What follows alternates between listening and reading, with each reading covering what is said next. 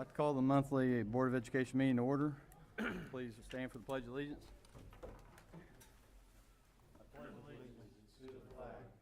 United States of America, and to the republic for which it stands, one nation, under God, indivisible, with liberty and justice for all. I have a motion to adopt the agenda. Motion. Mr. Quinn makes a motion. I have a second. Second. Mr. Rouse, second. All in favor, show of hands. Citizens' statements.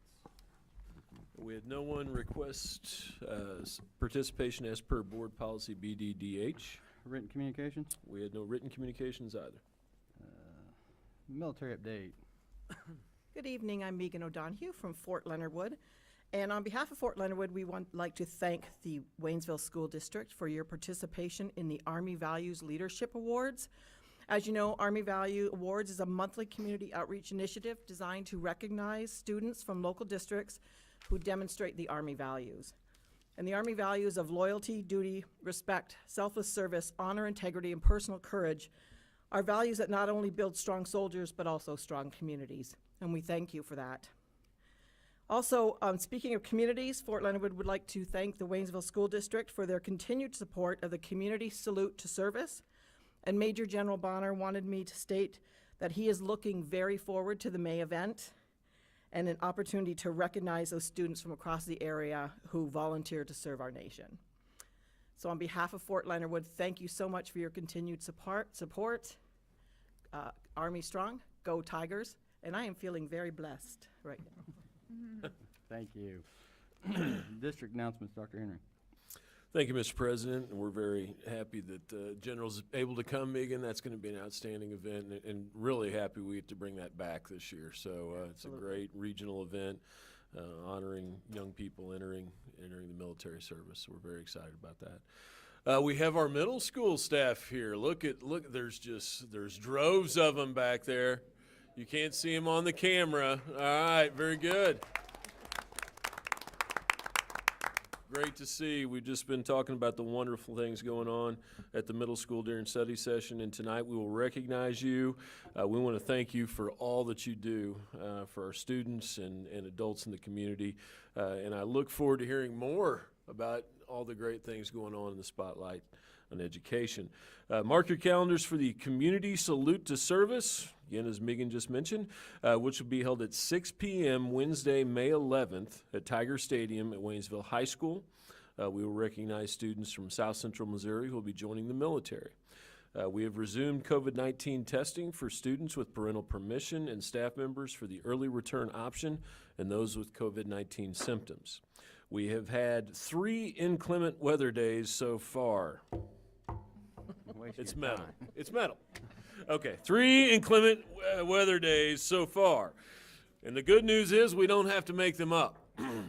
We'll just go ahead and leave it there for now. Spring break remains March 14th through 18th. The district's partnering with the national #ICanHelp program to help better equip our students to deal with cyberbullying, and we sent out information to parents to help their children navigate social media. If you have any college students coming home for the summer, you may want to have them apply to become a Vista Summer Associate. VSAs may tutor students or provide clerical or technical support at a nonprofit. VSAs receive a living allowance and an education award or a cash stipend. For more information, you may go to the AmeriCorps website or call 573-842-2250. And our Winter Tiger Festival of Nations will become a Spring Tiger Festival of Nations to be held outside at 5 p.m. on April 22nd. Our goal is to hold this outside, but we know Missouri and weather and springtime, but we're sure hoping we can have that outside this spring. That's all I have, Mr. President. What do you knock? It's metal. This is wood. Oh, thanks. Okay, good. Holy I thought he was going to hit me with that for a minute there, so okay. All right, I have a motion to approve consent agenda items A through H. I would make that motion. Brown makes a motion. Mr. Ponder, second. All in favor, show of hands. Move the spotlight on education. Mr. Vernon.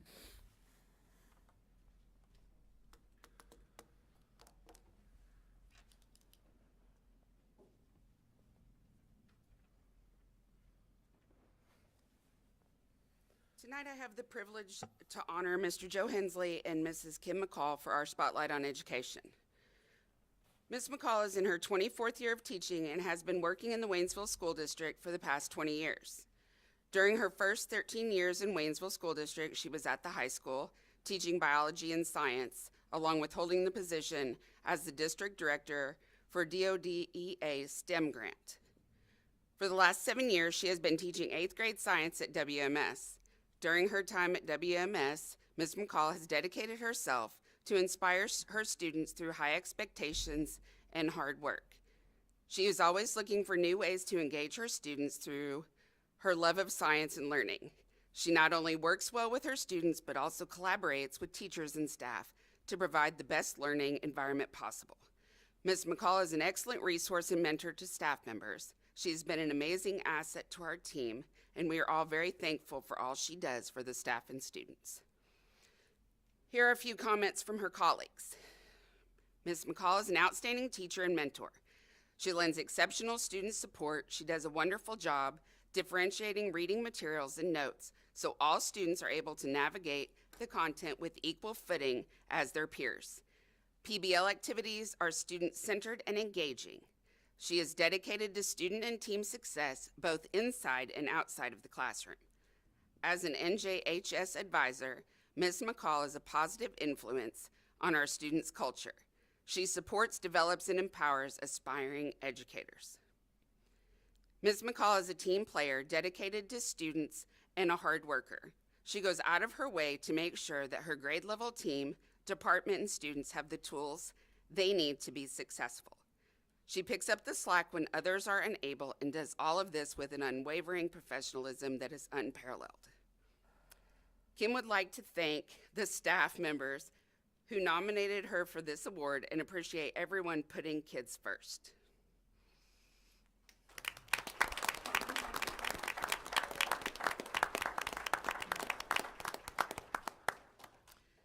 I now have the honor to introduce Mr. Joe Hensley.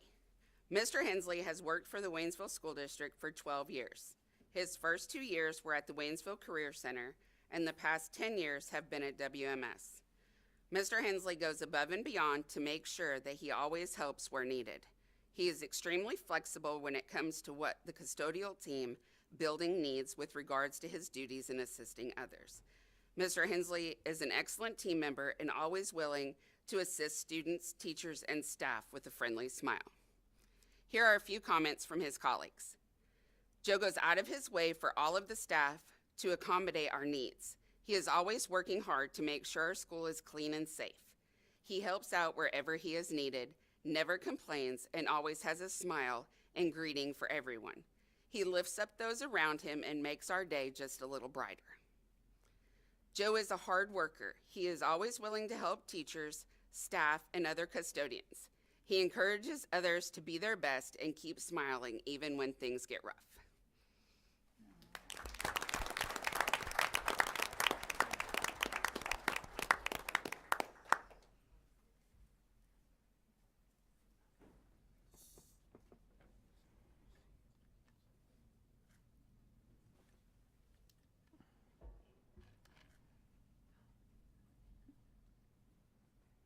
Dr. Henry, me and Kim graduated in 92 together, so you can see something from 92 was good. Congratulations. Thank you, Mr. President and Board of Education. Now we are going to highlight our collaborative team spotlight, which is awarded to our 7th grade math team that consists of Miss Beck, Miss Erst, Mr. Wald, and Miss Woods. If you guys would come on up. On the pretest for standard 7RPA2B, which is identifying and/or compute the constant proportionality unit rates, 15% of their students scored proficient and advanced on the pretest. And on the post-test, 82% of their students scored proficient and advanced. The main reason for the growth of 67% was the implementation of very specific practices we call at-bats. Using daily exit tickets to check for understanding, a narrow-analysis, and teachers providing specific feedback to students in small group settings. For this unit in particular, the team worked together with the end in mind, collaborating on student data and striving to find ways to enhance the learning process, which translated into higher student success. The 7th grade math team is an excellent example from which others can emulate and establish a growth mindset with their students. A couple of comments from their colleagues. Math 7 is bold in trying new strategies, but also not afraid to stick with tried and true teaching methods. Hard workers who always put students first. As I've overheard some of their PLC conversations during PLC, I'm impressed on how I hear them discuss test items, reworking something that possibly did not work, and also talking about their success. They truly seem to value each member's input and options as well. The 7th grade math team is an excellent example of teamwork, using the professional learning community for student success and providing personal support for each and every member. Thank you.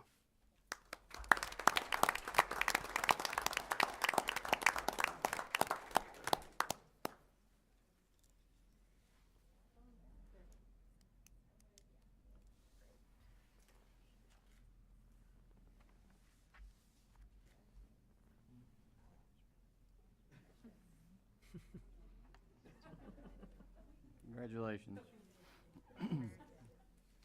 We'll move to Transportation Employee of the Month. Dr. Kyle, Mr. Wilkin. Thank you, Mr. President. Mr. Wilkin will be here to recognize the Transportation Employee of the Month. Thank you, Dr. Cobb. Mr. President, tonight we'd like to recognize Lindsay Wall. Lindsay's beginning her 2nd year as a school bus aide. Lindsay's co-worker had this to say about her. She always does an awesome job with her students. She's a hard worker, always putting the students first. She took on the task of being a school bus aide for the alternative school route as well, which is not an easy task. She takes pride in her work and is always willing to help with noon routes or whenever she's needed. She's great with all students and always keeps parents informed and involved. We need more dedicated employees like her. So Lindsay, we want to say thank you for all you do and congratulate you on being the February Transportation Employee of the Month.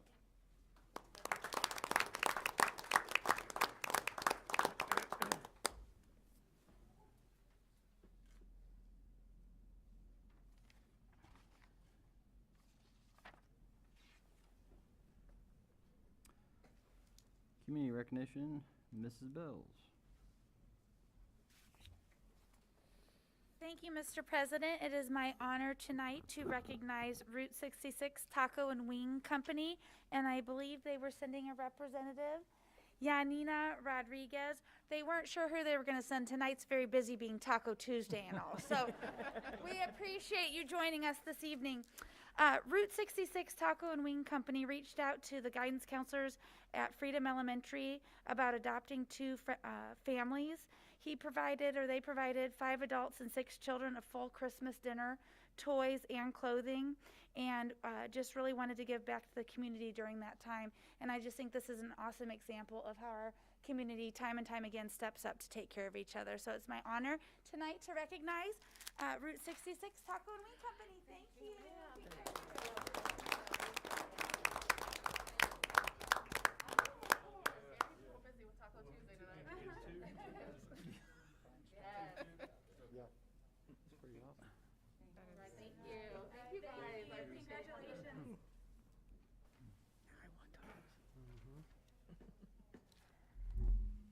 And we'll move to board recognition, Dr. Henry. I was really hoping you'd sit down first.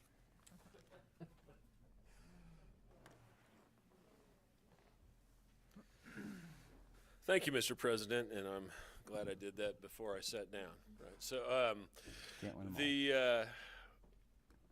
of course, every year they move this back. You know, it used to be in January, and now we're at February, and now March the 6th is actually when you're going to be recognized at the state level, but this is precedes that recognition and all the gifts we appreciate from our building, each of our buildings providing gifts to the board.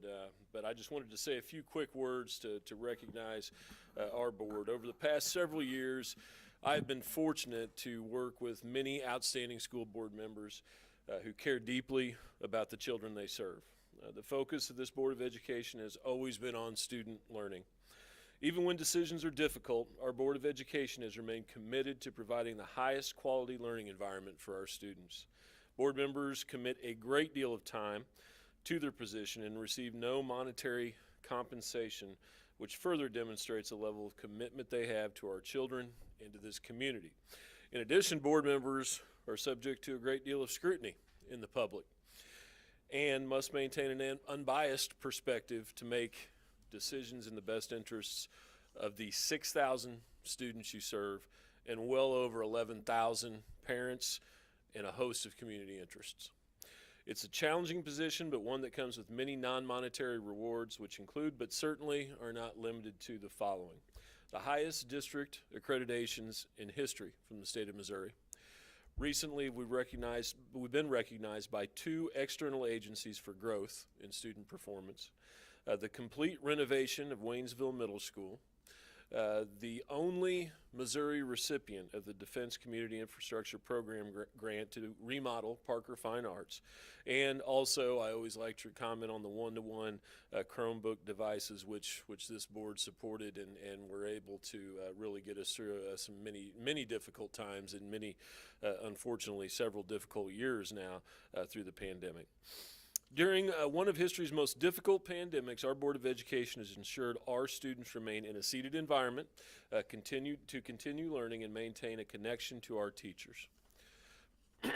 Because of the leadership of our Board of Education, as we emerged from this crisis, we'll continue to be even better than we were before, utilize new instructional methods to further enhance our classroom environment for our kids, and just continue our growth as a school district. So I want to say thank you to the Board of Education I've had an opportunity to work with now over the course of several years, some not as many, some all the way back from my beginning, which I believe is down to just Dr. Fulmer. But you can say that about him and many different people and buildings and artifacts throughout the district. So, but I do appreciate all the support this board has provided, and thank you very much for what you do. At this time, we're going to individually recognize each of our board members, and I will have you come up when I read your names, please. First, we're going to start out with Megan O'Donohue, which is our representative from Fort Leonard Wood. Megan,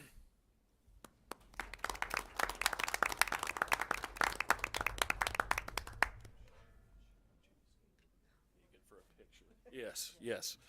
And I'm told it's in alphabetical order, so we'll just go that way. Dan Deering, who is our board secretary.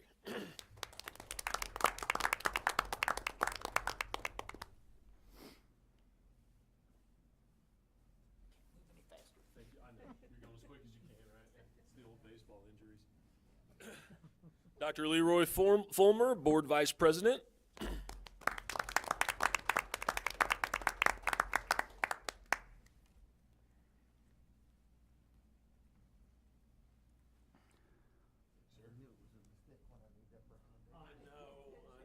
Yeah.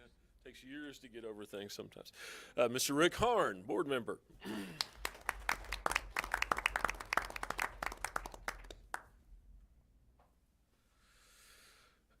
Mr. Aaron Pondrum, board member.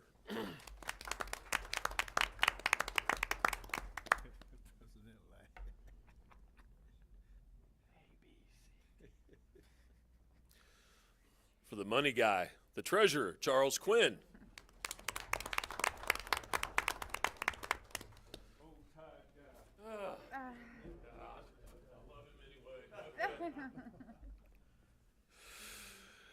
Mrs. Janelle Rao, board member.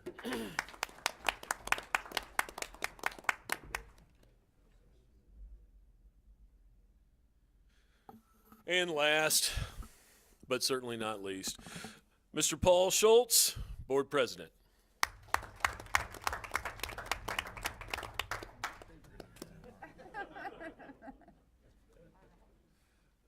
Marianne, you need us to move out of the way, or you?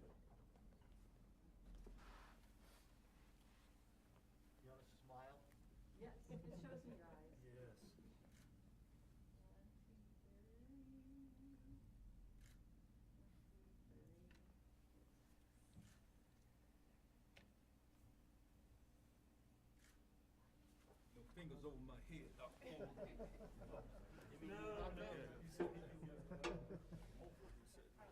excuse me.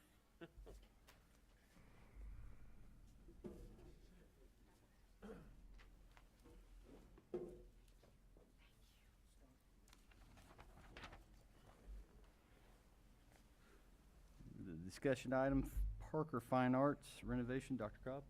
Thank you, Mr. President. As we get started here, update on Parker is we are still on pace to be done about mid to end of March. We have a couple items that I'll go over here that will be coming in April, but we'll be right around that 95% done by the end of March. These first pictures here at the front doors going into Parker, you can see that they got the awnings and everything is set. We got poles set. That dirt pile that's right there, that is where the playground will go. I know we had a few questions on where the playground will go. They got the light pole right in there, and that is where we'll have playground set right there. That'll be coming in. That part comes in right at the very beginning of May. The first picture there is on the inside, kind of looking out that front entrance. They've got all the glass done. You can see they got paint going. We've got the window where the secretary will be sitting. These pictures have changed just a little bit as of today with what we got going. I did get to put in some new pictures just recently so we are pretty close to being an update, so I don't have to say that this has already changed, but I went by there again this afternoon and this part has changed. The next picture here is on the inside. This would be as you're looking in the front entrance, they got paint that comes down halfway done. There'll be some wall covering that goes along there, and where you can kind of see that plywood going is where we'll have some, what they call it, basically trestle panels that are orange trestle panels go up. That's the part that is late and won't be in until about the first week of April, and it takes about 2 days to get that in. This would be on stage as to where the board will sit. Is you've got the ceilings that are set up, they got all the walls painted. We'll be having the cabinets that are getting installed in the next few weeks. They'll be getting done, and then the ceiling grids that will be going in as well. The new ones is this bathroom. This has got the counter set. There'll be tile that goes where you see the purple sheetrock is. There'll be tile that'll go there. The other picture is kind of where the water fountain will go between the bathroom and the office. That tile's been done. It's a real good looking orange tile that's sitting there. There'll be a water fountain that's sitting there. They've got both that's done on both sides of the bathrooms of the girls' and boys' bathrooms. That tile has been done. And then looking into the teachers, the rooms, the first picture there is kind of where a sink will be set up for kids to be able to wash their hands, some storage. As then you look into the classroom office, there's additional more storage, and that's kind of where the teachers' kind of office will be, and we'll get some tables and chairs that'll be in there for them as well. And then looking into the bathrooms that are actually in the classroom, that first picture is kind of the back walls. We'll have some dividers that'll come in there, but that's kind of what the floor looks like, and the walls being done in both bathrooms inside the classrooms are completed. They just got to come back and do some grout work on the floors. And I think that is it. So like I said, we're still set to be done the mid-end of March, and just a few little odds and ends that'll be coming into April. I'll take any questions that you might have. Comments or questions? Since you're there, we'll just go into crisis management.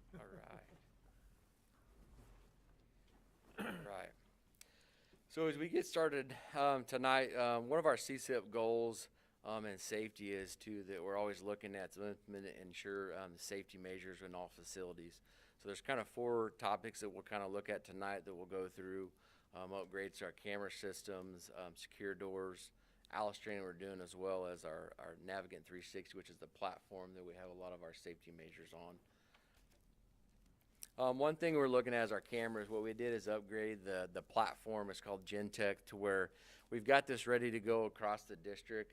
A lot of the buildings who have some of the newer cameras, they already have this online. There's a few buildings that we're still waiting to get online, and the holdup is cameras. As we've been told by March is where all the rest of the cameras should come in. So everything's set, ready to go. As soon as those cameras come in, they'll be installed. And then what'll happen is everything is on an online platform to where you'll be able to access it from a web base with a login. So instead of now, as currently, we have to be at a certain computer at school to be able to access these cameras. So this will give the SROs, administration, the ability to access those cameras from any point they're at. Along with that is we're looking at adding additional controls to our building. This again will be a different platform that will then have everything on one one access point to where as now we have 2 different systems that are going, so you have to check in with the building to make sure you get logged in here and vice versa. So this puts us all on one system and gives us the ability to know who everybody who's getting in the building. Some key points of this will be is it gives us the ability to lock the doors down anytime we want. Everybody would have a key card access, which as well as it helps eliminate the keys that we have floating around.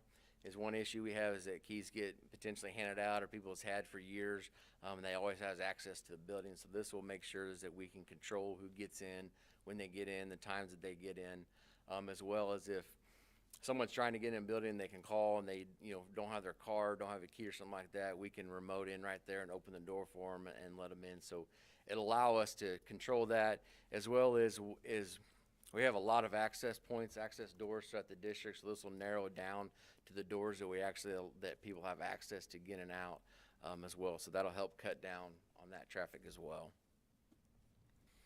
Getting into ALICE training, this is what we're being taught across the district. We've had all of our SROs and quite a few of our administrators who have went to a class and are actually certified trainers to teach ALICE. But this is what we've been teaching to all the faculty. It's kind of the acronym that I won't read it for, but that's kind of the acronym that we're following, that we go through, and we've done that this year, and we've done continuous training, and we'll look at as we go into years is getting more hands-on is what we're looking at doing and kind of taking this in stages. But that is what we've implemented so far this year. The platform I was talking about, the 360 platform, there's several parts to this that we've started going, and this is kind of you can see on there where we have the capabilities of having our call list maps, which I'll show you in just a little bit of some of the maps that we went through and did through over the summer.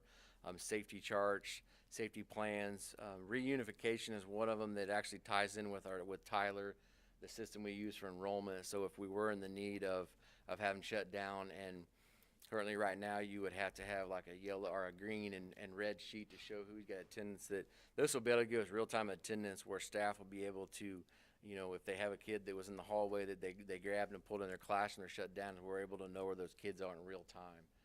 As well as when we're doing reunification and we have parents and folks that are coming up to check their kids out, we can pull that information out through this website and know exactly who their parents are to be able to let them go where they need to. So we're in the beginning stages of kind of going. There's a lot that kind of go to this that we're in process of rolling out.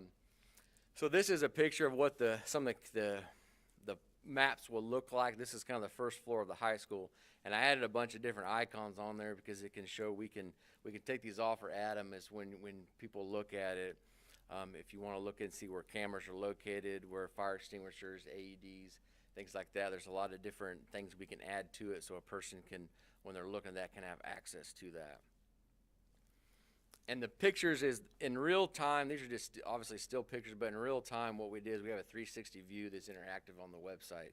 So the first picture is what it looks like if you're outside the door and you're looking in the classroom, and you can actually then click on to the next camera and it goes in and it does a 360 view as of the whole entire classroom. So if one of our SROs or if we have fire or anybody coming in, they could access ahead of time and look as to what's inside the room, where walls would be, things like that, that's updated. So I would like to show you in real time. As you can go in there and you can toggle around and you can see where everything is in every one of the classrooms throughout our district. So this is in every building that we have. And then to add on to this, we have our behavior threat that ties in with our TAC team and some of the items that we're looking at. This allows us to put this online as well, and a process to go through that if anybody gets sent to the TAC team, we have processes and teams in place to go through this. And kind of some of the things that they'll look at on the TAC team, as you can kind of see in bold, those are the obvious behaviors that we see coming through as a threat or someone bringing a weapon to school. But also with this, they have some of those less obvious that are in gray that we're looking at, that if it's, kids are not coming to school or just a sudden change in behavior and attendance. So those are some of the things that this allows us to put on there and track, and then everybody can kind of, that's on the team, can pass this along from building to building and kind of keep track of what's going through, so we don't have anybody that kind of falls through the gaps. And then lastly, I didn't put everything on here that all of our SROs are trained in, but just kind of some of the highlights that our SROs go through, that they are trained in each and every year that they go through. Again, like I said, they're IELTS certified, some of the different classes they've taken online that they go through. So there's a lot of social media cybering. This last one, it kind of goes through, there's some different things with drugs and things like that that they do every year. They do testing on that they're on. So we just kind of wanted to touch and highlight a few things that they are certified and do. So I believe that is it. If there's any questions or anything that anybody has. Any comments or questions? Thank you, Dr. Cobb. 22-23 staffing plan, Mrs. Bills. Thank you, Mr. President. The 2022-2023 staffing plan is presented as a first reading for your review and consideration. Okay. Any comments or questions? Mid-year performance report, Dr. Atkins.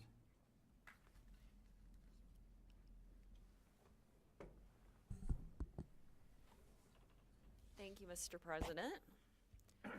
Good evening. Tonight I'm going to share the data for our mid-year assessments. These assessments are utilized to monitor student growth and to guide instructional planning as the year progresses. First, we're going to look at the district writing prompt. It is utilized across grade levels 3 times per year to measure student progress in writing towards mastery of end-of-year standards. The writing prompt presents the student with unfamiliar text, which they then respond to. This is similar to what students would see on a state assessment and in real life. We are teaching students to read information they come in contact with and to respond to that. Area 1 that we assess is question, and this addresses students' ability to develop an idea that addresses a topic of the prompt. In the area of question, 68% of students were proficient as compared to 50% at the beginning of the year. And for reference, our end-of-year goal is 80%.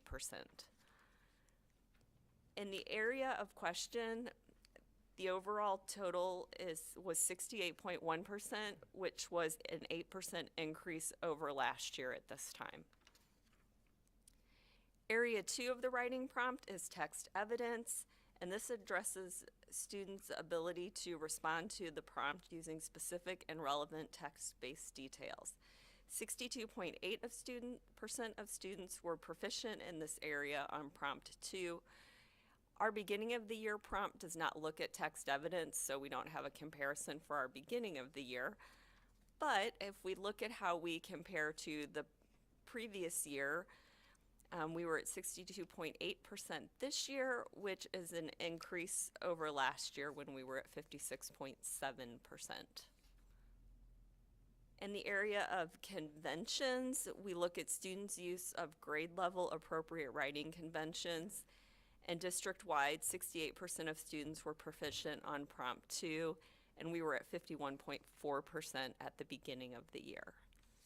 And when we compare to last year, we've actually seen an increase in this area for the past 3 years overall. So that has been great growth in this area. These next few slides will look at our district priority standards. This slide shows proficiency at the end of first semester as compared to the previous 2 years at this time. And in grades K through 5 last year in grades K through 5, we had a new reading series. And we did see some declines from like that 1920 to the 2021 school year.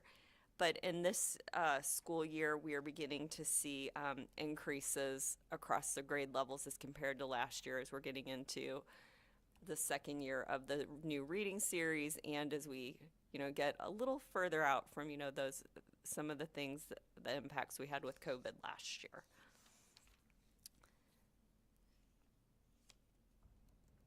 In math, last year we saw declines in most grade levels when compared to previous years, but we're starting to see rebounds once again this year, so our teachers will stay continued to focus on the work that they've been doing. At the middle school level, in Language Arts 7 and 8, they are in their first year of implementation of a new language arts series, and we do expect to see proficiency levels to increase as we continue to move throughout the year. And in 7th and 8th grade math, as well as Science 7, we've seen increases as compared to last school year.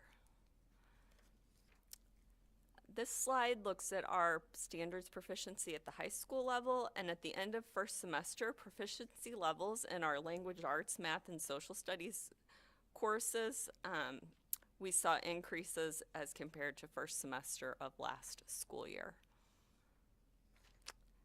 This last set of slides is going to look at our STAR assessments.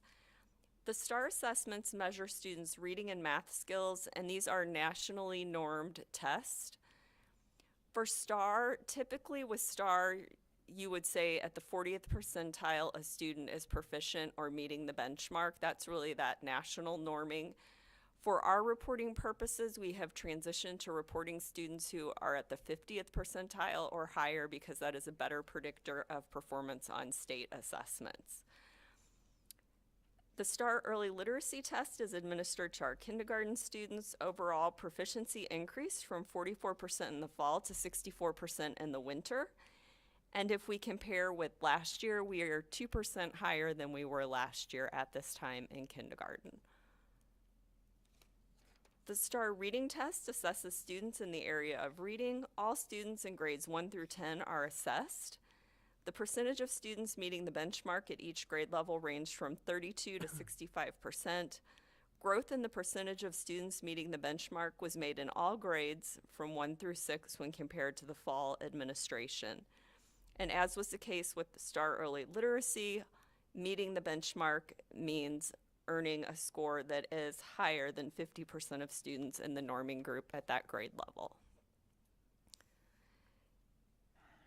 This slide compares data from STAR Reading Winter Administration last year as compared to this year. And in 3rd, 4th, and 5th grade, the percentage of students meeting the benchmark was higher than last school year. This slide represents the percentage of students who met STAR Reading benchmark at each elementary building.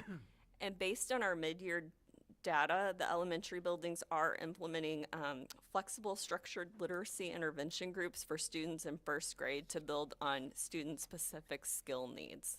That was a focus that came out of our mid-year review. The STAR Math Test assesses students in the area of mathematics. All students in grades 1 through 8 are assessed. The percentage of students meeting the benchmark at each grade level ranged from 41 to 76%. Growth was made from the beginning of the year assessment to the mid-year assessment in all grade levels with the exception of 7th grade. As with reading, on level is measured at being at that 50th percentile or higher. On this slide, the data compares last year's test to this year's test. The percentage of students meeting the benchmark remained fairly consistent with last year's proficiency levels. And this chart shows the percentage of students meeting the benchmark at each elementary building. This data is monitored at the collaborative team level, building level, and district level, and is used to make adjustments in our instructional planning as well as making decisions about curriculum needs. Are there any questions? We got one, Dr. Atkins. On the STAR reading, it seems like, after about the 4th grade, the percentage of students meeting that benchmark continuously declines up into the 10th grade. Is there anything to drill down on that, or? There is, and there's some work that we're doing in those grade levels. A little bit of that sometimes is motivation or having kids set goals. So in those grade levels, we're looking at some goal setting that we can do with students so that they can see the importance of this testing and how we use this information. So that's really some work that we're doing at those levels because, that decline is concerning, but also we know when we look at our other assessments that we have, those things don't always align. So then looking at what are some strategies we can get to motivate students while we're taking those assessments. Thank you. Any other comments or questions? Thank you, Dr. Atkins. Proposed 2022-23 Certified and Classified Personnel Handbooks. First reading, Ms. Bills. Thank you, Mr. President. The proposed 2022-2023 Certificated and Classified Personnel Handbooks are presented for the board's review as first reading. Revisions to the handbooks are indicated in red, deleted text, and blue is inserted text. Any comments or questions? Thank CSIP update, Dr. Heron.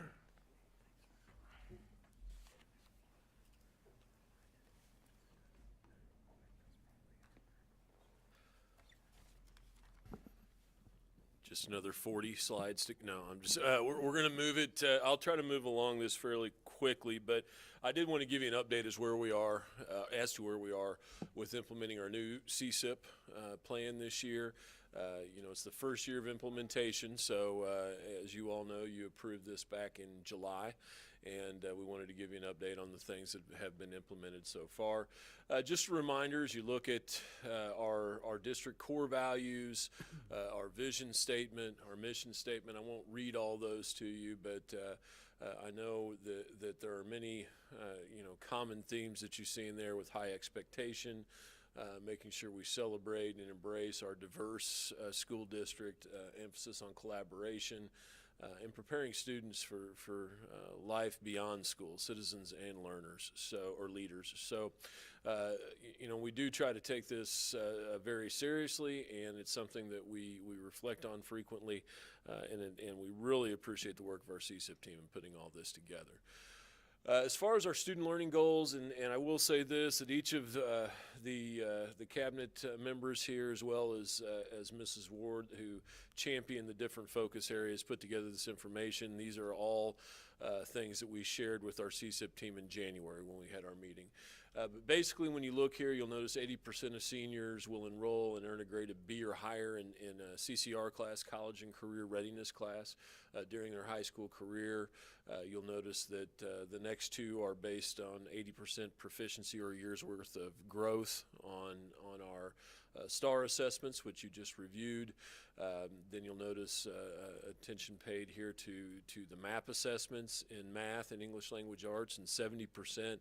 We did have a question during CSIP last year when we were constructing this, you know, should we be higher than 70%? I will tell you that Missouri MAP is considered a very rigorous exam, and you know, being at 70% or higher in proficiency is a pretty lofty target. So I just want to make sure to address that going into it here. And also performance gap. We want to be at 7% or less in comparison of the overall group to the super subgroup.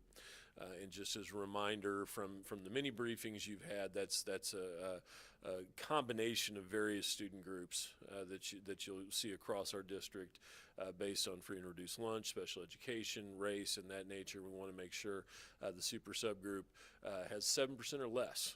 We prefer it to be the same, but sometimes you know, we're definitely making progress in the area, and sometimes we have to continue to focus on that to make that improvement.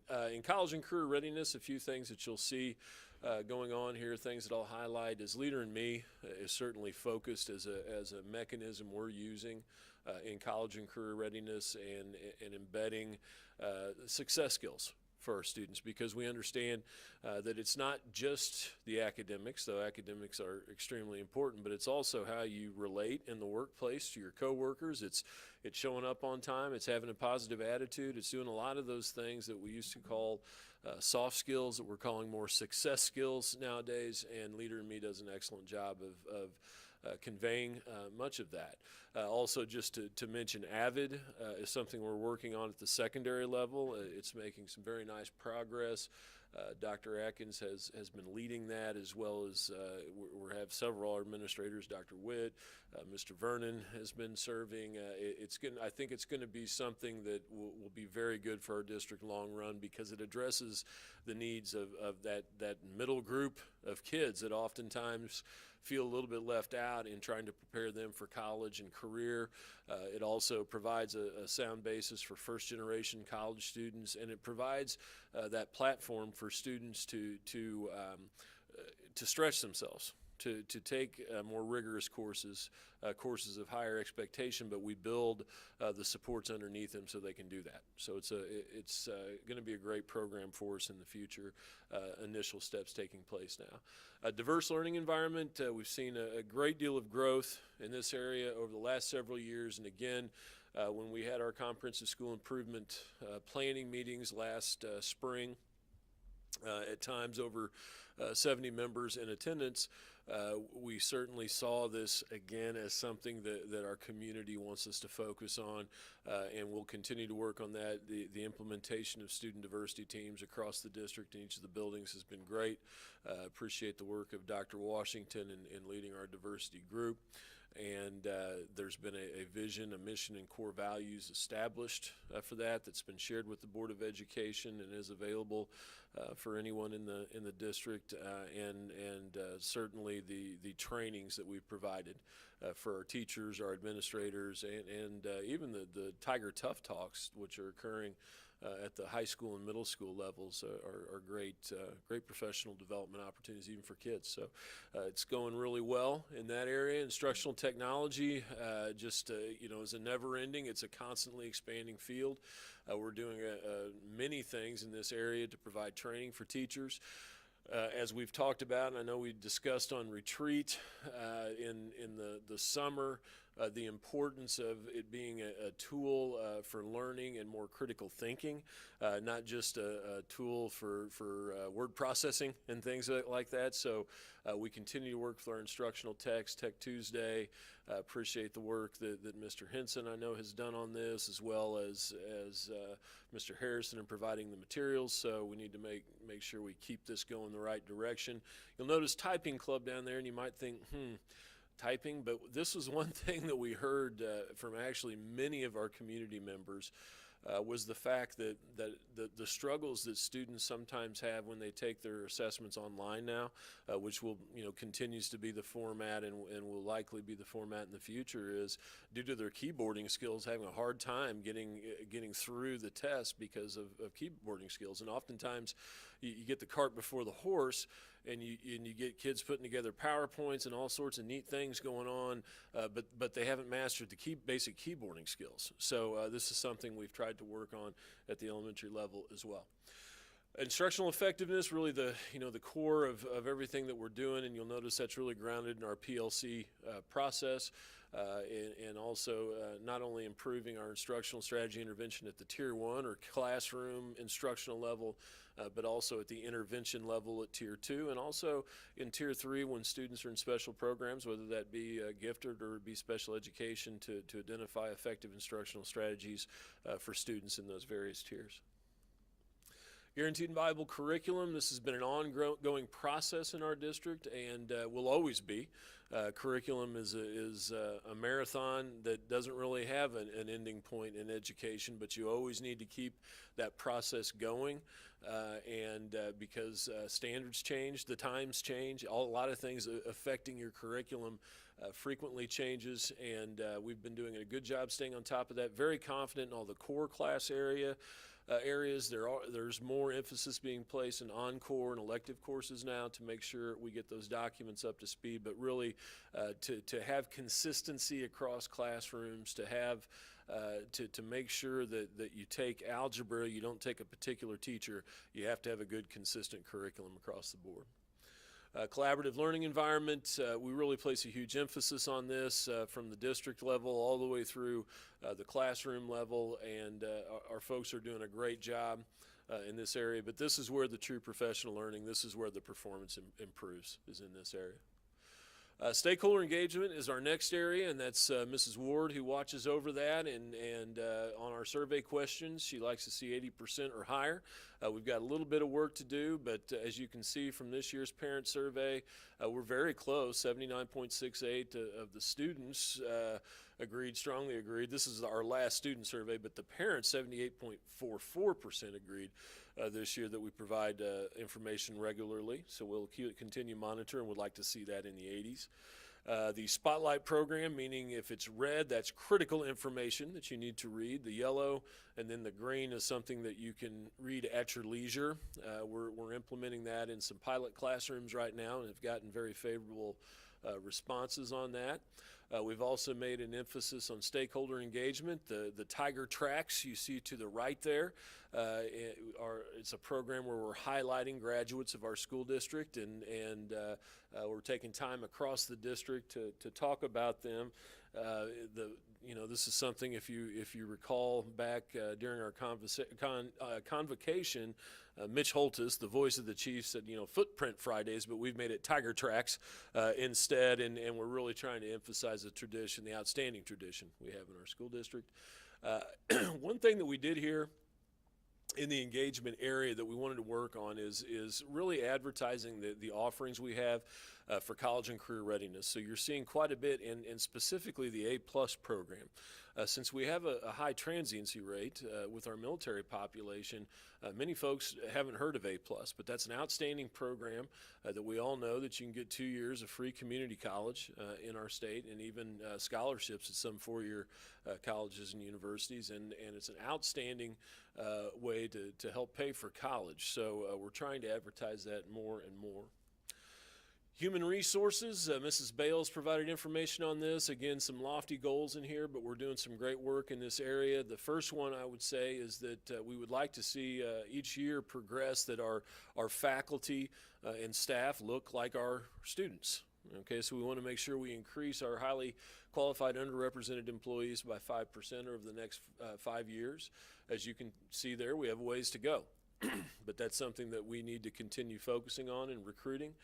We have started a partnership with Lincoln University on the Para to Pro, which is outstanding for paras that have, is it 60 hours, Mrs. Bales, or more, they can get into the Para to Pro program and get their teaching degree and gain certification.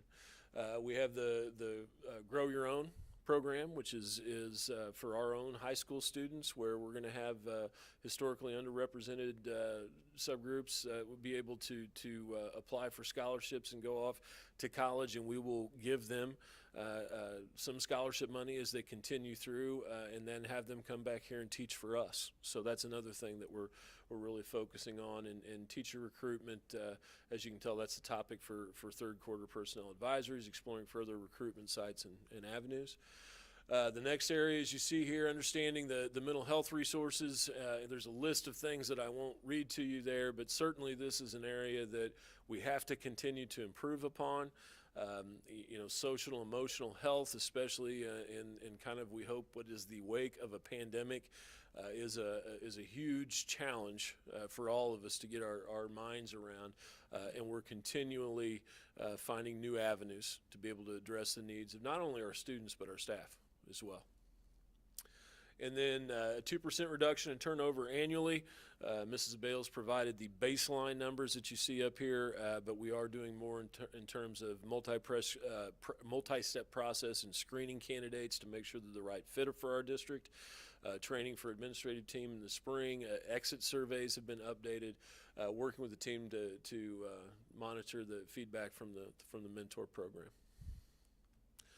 Facilities, and Dr. Cobb has just even recently given you a brief on this, but as you can see here, the first area is an emphasis on this long-range planning and facility planning and resource allocation that we have in the district now, which is yielding some great results for us, that was shared with you in retreat on Friday about when and where we're going to spend our money on facilities. And the second goal area in facility safety, which you just received information on, and really we want to continue to see our staff rate facilities high and our community rate facilities high, and our 10-year facility and maintenance plans, really working on cleaning expectations, collaborating with outside groups, and making sure that we take great care of the facilities we've been blessed to receive through our community. And as you know, you just got all of this information, so I won't go over it again, but certainly there's a huge emphasis placed. And I also want to point out Prop 1 that we passed in 2017.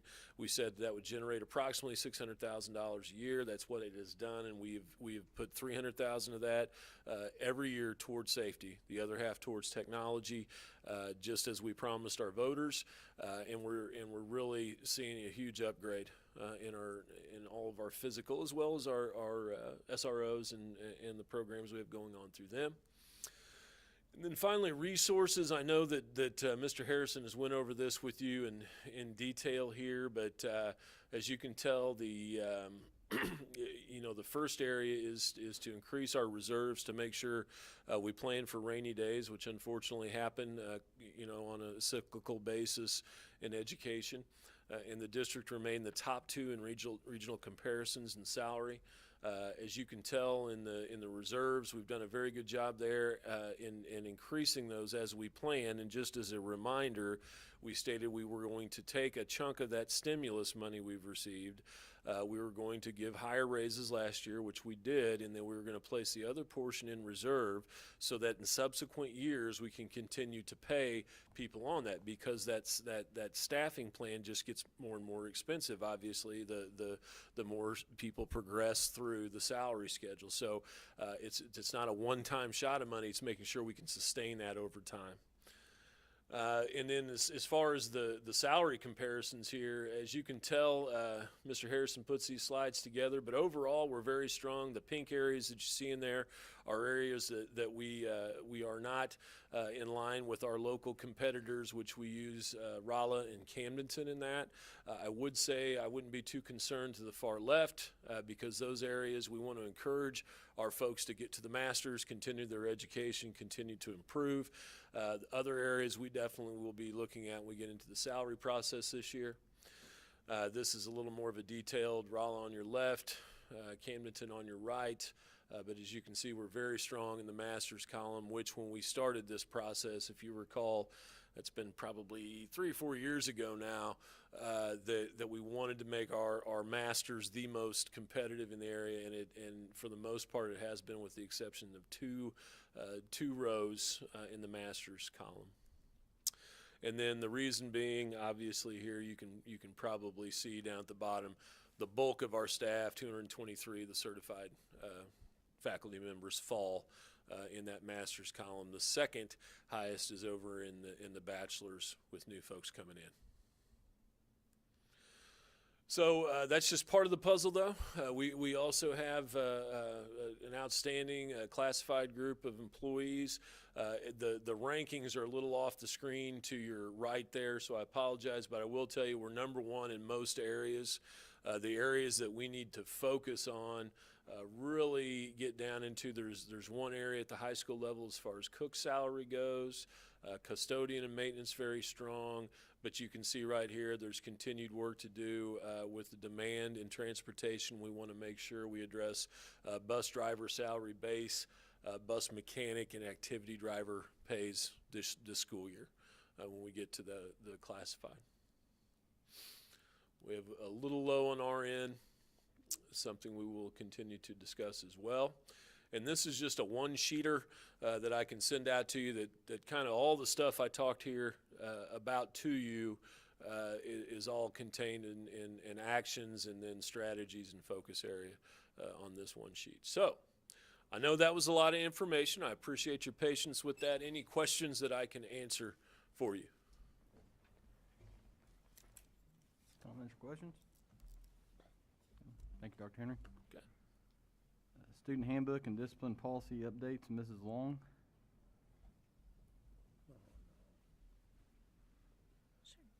It's my pleasure to present for first reading the student handbook updates from the elementary student handbook all the way through the secondary handbooks, including the Career Center adult handbook and financial aid handbook, along with updates to board policies that are impacted by those as well. Any comments or questions?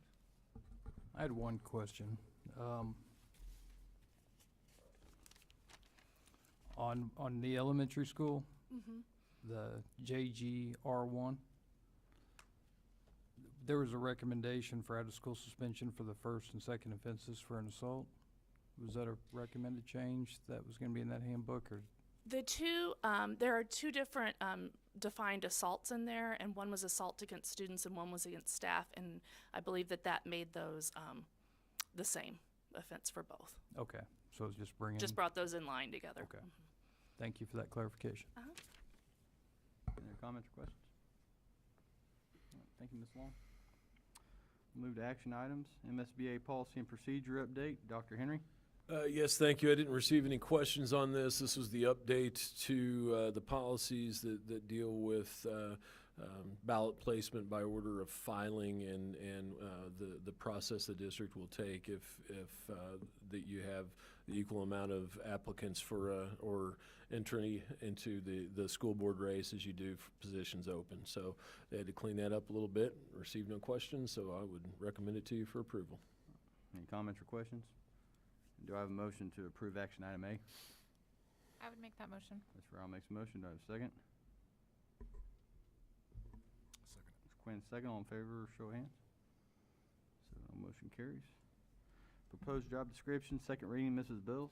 Thank you, Mr. President. Administration requests approval of 3.9.2 Root Ed Advisor at this time, please. Any comments or questions? Do I have a motion? I'd make that motion. Mr. Rowell makes a motion. Do I have a second? During second, all in favor, show of hands. Action item C, food service management contract approval. Dr. Cobb. Thank you, Mr. President. Motion to approve entering into a 5-year contract with OPA for the district food service management. Any comments or questions? Do I have a motion? I make a motion. Mr. Harn, motion. And a second? Pondrum, second. Sorry, Dan. Snooze, you lose. All in favor, show of hands. 7-0, motion carries. Before we go to closed session, I just want to tell everybody, all the buildings, thank you very much for the gift. Speaking on behalf of the board, it's always fun to read the cards. Janelle, this will be your first go with this, so it's we appreciate it very much. The buildings, our administrative team, our teacher, you guys make what we do very, very easy, and we appreciate you guys so much. I appreciate my fellow board members, and I want to thank you guys for what you do. And with that, we'll move into closed. Closed session, closed record, closed vote is allowed by RSMO 610.021, Section 3, hiring, firing, discipline, promotion of employees, Section 13, individual personnel records, performance ratings. Do I have a motion to enter closed session? I make that motion. Quinn makes a motion. Second. Mr. Ralph, second. Roll call vote, please. Yes. Yes. Yes. Yes. Yes, we're in closed.